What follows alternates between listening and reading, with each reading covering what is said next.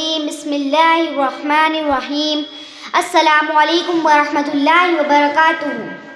Respected जजेस, honourable guest और मेरे प्यारे ऑडियंस, गुड इवनिंग। आज मैं इस मंच पर भारत के लोकतंत्र में नागरिकों को मिले मौलिक अधिकार इस विषय पर बोलने आई हूँ। इस स्पीच के ज़रिए मैं ना सिर्फ इन अधिकारों के बारे में बल्कि उनकी हकीकत और हमारी जिम्मेदारी पर भी बात करना चाहती हूँ। आज मैं यहाँ सिर्फ एक स्पीच देने नहीं आई हूँ, आज मैं यहाँ एक सवाल रखने आई हूँ। क्या डेमोक्रेसी सिर्फ इलेक्शन के दिन याद आती है? अगर ऐसा होता तो शायद डेमोक्रेसी सिर्फ कागज़ों तक सीमित कर रह जाती। मेरे लिए डेमोक्रेसी का मतलब है हर नागरिक की आवाज़, हर नागरिक की इज्जत और हर नागरिक के मौलिक अधिकार। इंडिया एक डेमोक्रेटिक कंट्री है और इस डेमोक्रेसी की सबसे बड़ी ताकत है हमारा कॉन्स्टिट्यूशन।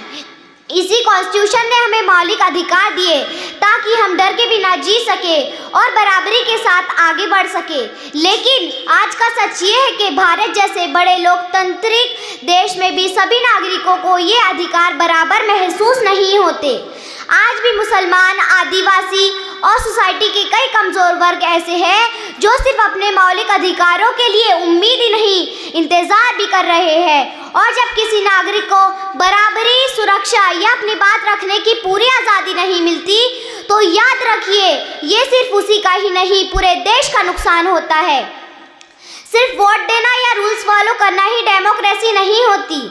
इसी बात को समझने के लिए कहा गया है कि गणतंत्र का मतलब है कि वह गुणतंत्र बन जाए। मतलब ये है कि डेमोक्रेसी तब स्ट्रॉन्ग होती है जब हर नागरिक के गुण, सोच और सच्चाई की कदर की जाए। इसलिए फ्रीडम का मतलब सिर्फ बोलने की आज़ादी नहीं होती।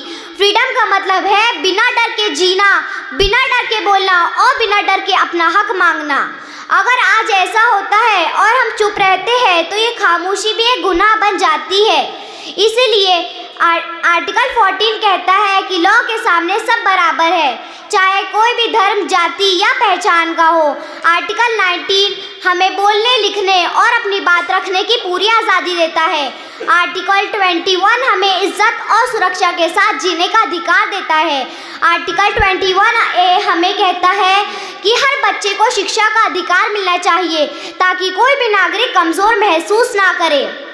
और एक बात जो हमें कभी नहीं भूलनी चाहिए, जब सच अपना काम करना बंद कर देता है तब झूठ पूरी ताकत से अपना काम करना शुरू कर देता है। इसलिए डेमोक्रेसी हमें फ्रीडम देती है ताकि हम चुप ना रहे और सही और गलत का फ़र्क समझ सके।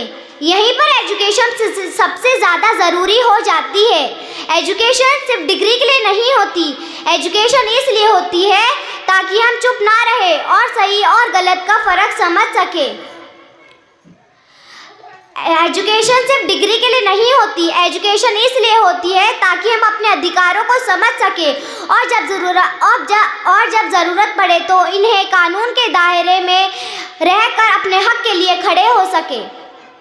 अगर हम डिसीजन नहीं ले पा रहे हैं तो याद रखिए हम डिसीजन लेने वाली पोजीशन पर कम है। इसीलिए हमें पढ़ना होगा, आगे बढ़ना होगा और इतना काबिल बनना होगा कि हम सिर्फ बोलने वाले नहीं, फैसला करने वाले बने। और जब ऐसा होता है और हम चुप रहते हैं तो ये खामोशी बेगुनाह बन जाती है।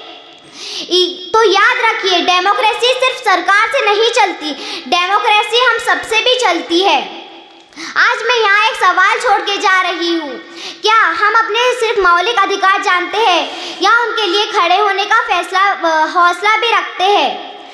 आइए हम सब मिलकर अपने मौलिक अधिकारों को सिर्फ बोलियों में नहीं, अपनी ज़िंदगी में भी जिंदा रखें। Thank you. अस्सलामु अलैकुम वरहमतुल्लाहि वबरकातुहू।